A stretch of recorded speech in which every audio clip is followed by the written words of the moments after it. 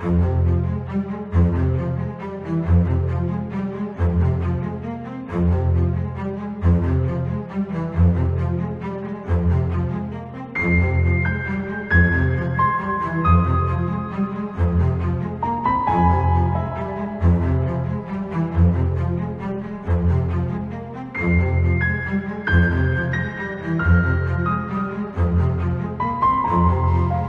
tal, estimados amigos? Qué bueno que continúan con nosotros en el análisis de el texto constitucional de 1857.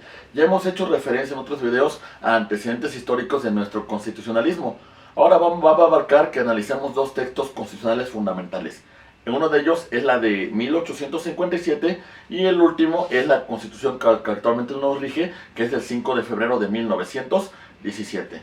La Constitución Federal de 1857 estuvo conformada principalmente por grandes ideólogos liberales mexicanos, entre los cuales destaca Benito Juárez, Ignacio Comonfort, Lerdo de Tejada, tenemos también a Francisco Zarco, tenemos también a Fernández de Lizardi, tenemos también al Nigromante, que fueron sin lugar a dudas ideólogos muy importantes de este constituyente de 1857.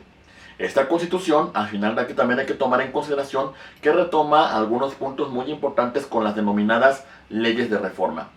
Asimismo, esta constitución tuvo algunas intervenciones militares como la intervención francesa y el establecimiento del Segundo Imperio Mexicano por parte de don Maximiliano de Habsburgo. Razón por la cual, hasta cierto punto, en algunos periodos de su historia, tuvo una ligera interrupción. Asimismo, hay que señalar y hay que ser muy puntuales de que Porfirio Díaz pues no utilizó mucho esta constitución durante su gobierno de más de 30 años en el poder. Pero ¿qué contemplaba esta constitución de 1857 que es muy importante en nuestra historia constitucional? Pues bueno, hay que señalar que la ideología liberal de esta constitución fue importantísima, toda vez que fue una constitución muy avanzada en esa época.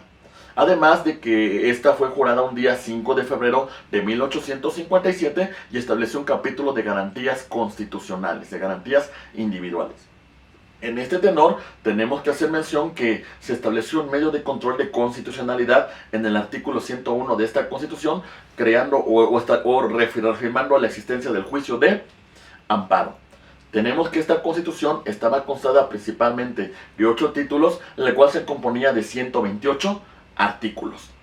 Esta cuestión muy importante respecto a las leyes de reforma implicó que esta constitución estableciera una libertad de culto. Además, se señalará una libertad de la iglesia con el Estado. Una de las razones que estuvo muy criticada por parte de los conservadores mexicanos.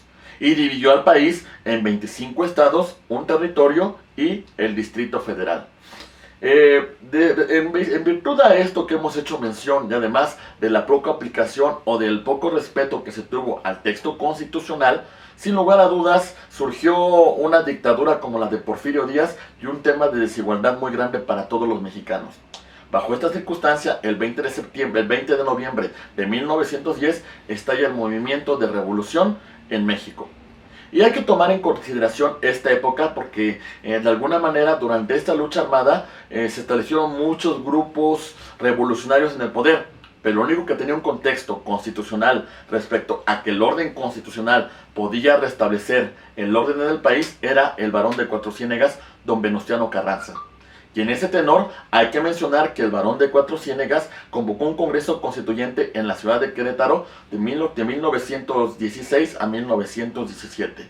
Lo que pretendía en primer lugar era el restablecimiento de la Constitución de 1857, pero sin embargo se hicieron tantas reformas, tantas adecuaciones, que evidentemente estamos hablando de un nuevo texto constitucional.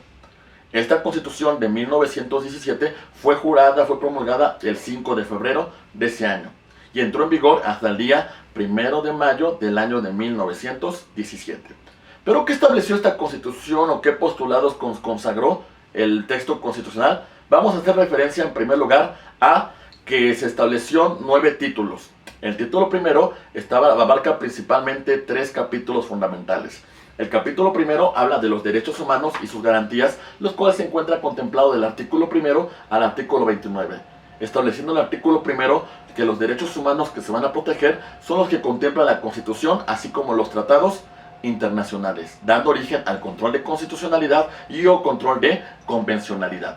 También hay que hacer referencia a otros derechos como derechos de libertad, derechos de prensa, derechos de asociación, derechos a la libre manifestación de ideas, derechos referentes a la aportación de armas de fuego, a transitar, etcétera, así como referentes al sistema acusatorio adversarial en su artículo 21 del artículo 20 de la Constitución.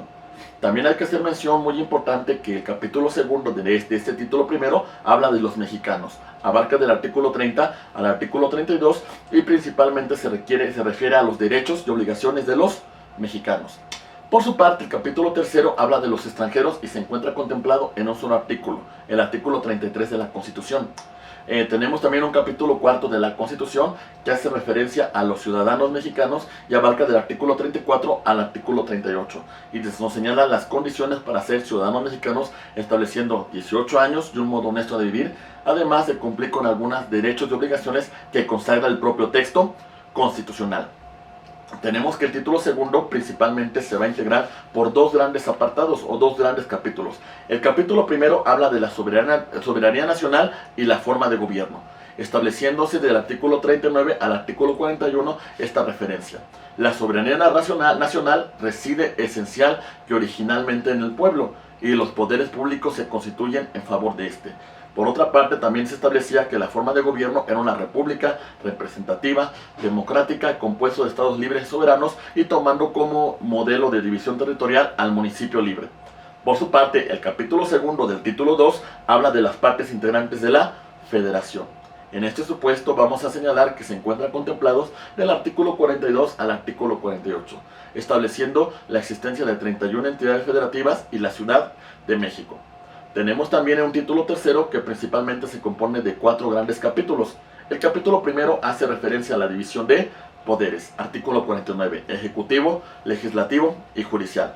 El capítulo segundo hace referencia al poder legislativo, el cual se integra del artículo 50 al artículo 79, analizando el Congreso de la Unión y su composición en Cámara de Diputados y Cámara de Senadores. Por su parte, el capítulo tercero hace mención al Poder Ejecutivo, que se encuentra contemplado del artículo 89 al artículo 93, del artículo 80 al artículo 93 de la Constitución Política de los Estados Unidos Mexicanos, haciendo referencia a que este poder reside en el presidente de los Estados Unidos Mexicanos. Asimismo, hay que hacer referencia al capítulo cuarto denominado del Poder Judicial, el cual se integra del artículo 94 al artículo 107 de la Constitución, haciendo referencia a la Suprema Corte de Justicia de la Nación, al Tribunal Electoral del Poder Judicial de la Federación, a los tribunales colegiados de circuito, a los tribunales unitarios de circuito, a los juzgados de distrito, al Consejo de la Judicatura Federal.